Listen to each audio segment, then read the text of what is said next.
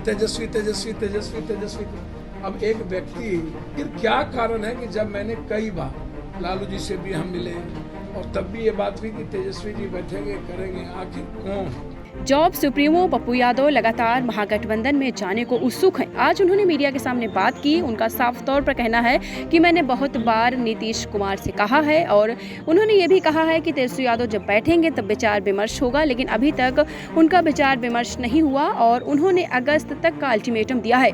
अगर अगस्त तक महागठबंधन में वो शामिल नहीं हुए तो अगस्त के बाद वो पुनः अपने से चुनाव लड़ेंगे, किसी पार्टी में नहीं जाएंगे। वो क्या कुछ कह रहे हैं पहले सुने।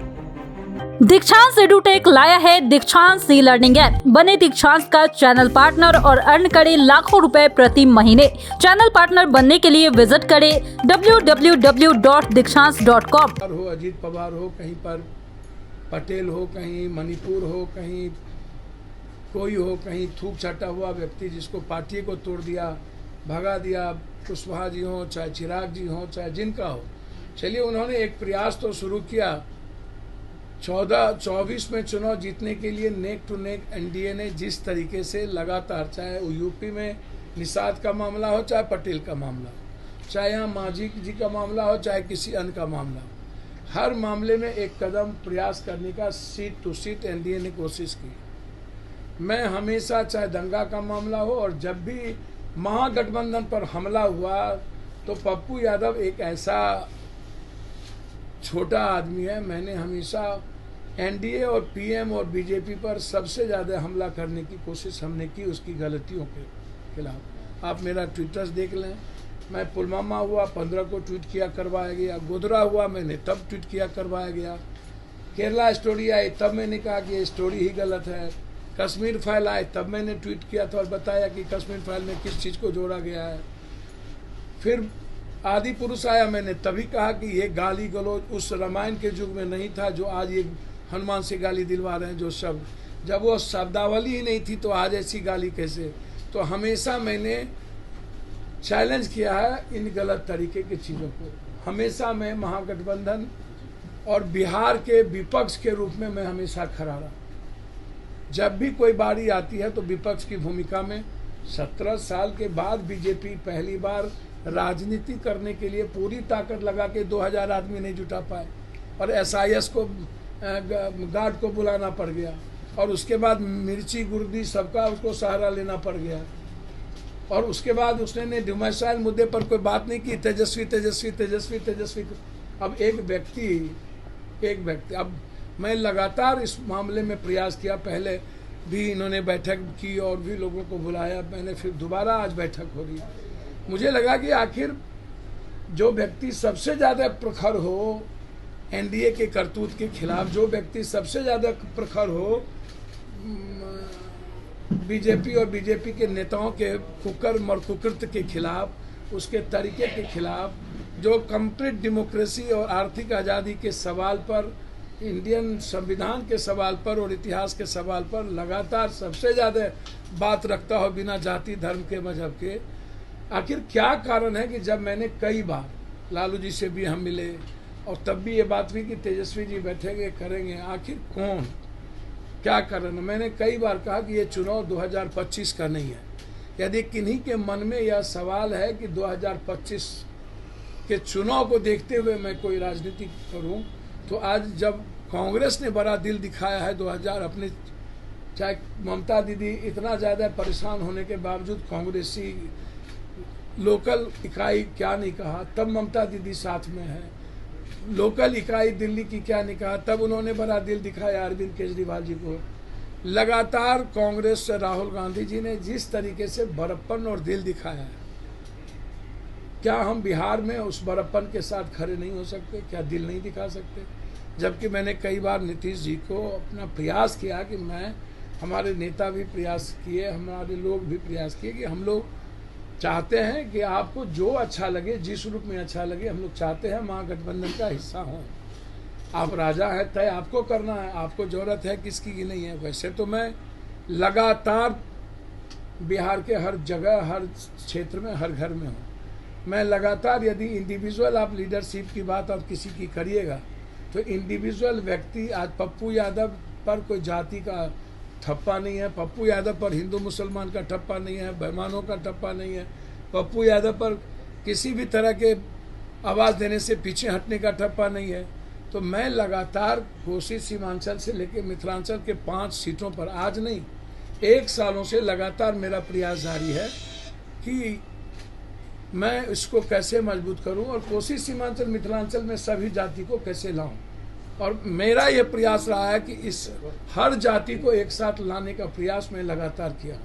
मेरा जो कैरेक्टर रहा है, मेरा जो वे रहा है, तरीका रहा है, उसमें मैंने हमेशा कोशिश की कि सबको साथ लेके चलें और एक कैरेक्टर के साथ जिए।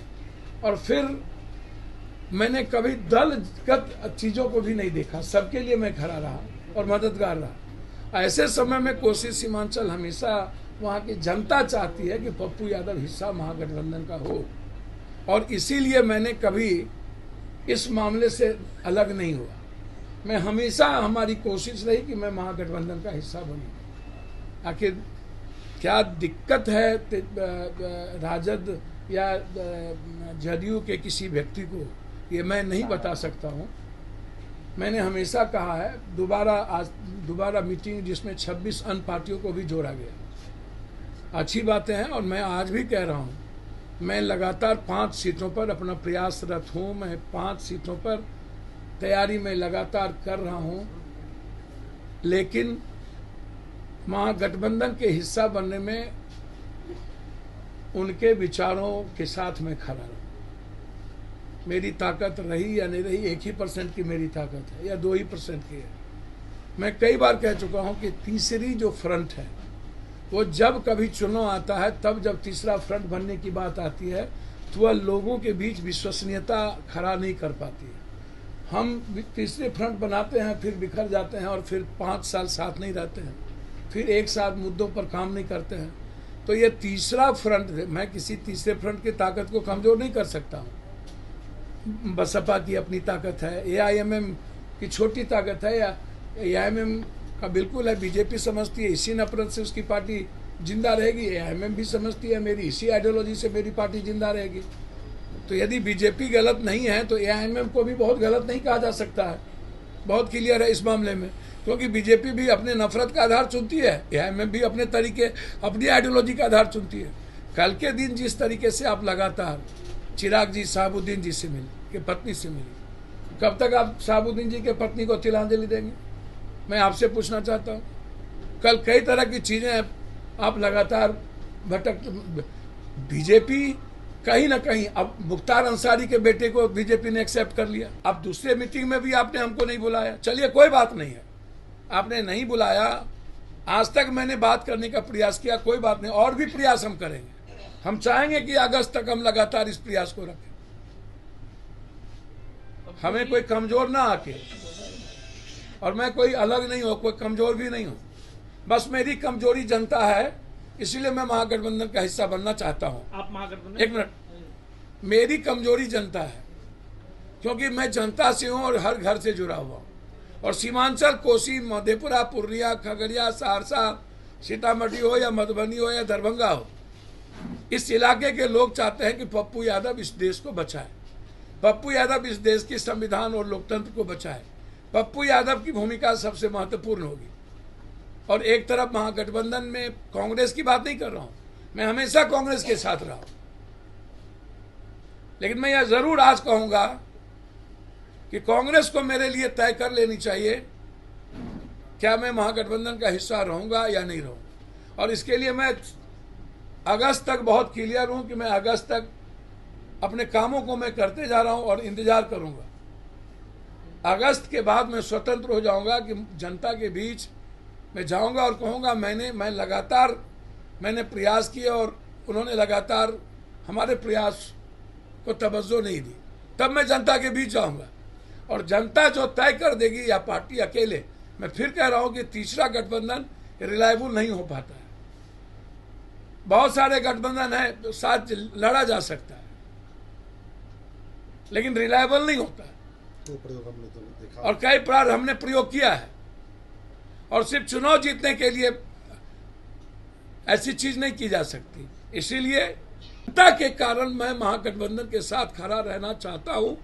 जो मेरी आइडियोलॉजी है, उस आइडियोलॉजी के कारण महागठबंधन के साथ खड़ा रहना चाहता हूं।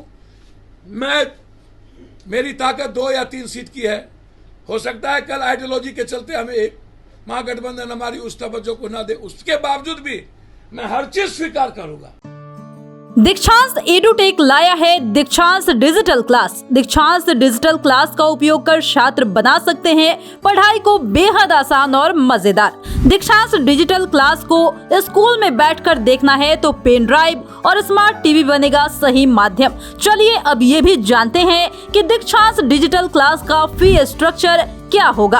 नर्सरी से लेकर यूकेजी के लिए 7,000, नर्सरी से लेकर दूसरी कक्षा के लिए 12,000, नर्सरी से लेकर 5वीं तक के लिए 18,000, नर्सरी से लेकर 8वीं तक के लिए 24,000, नर्सरी से लेकर 10वीं तक के लिए 30,000।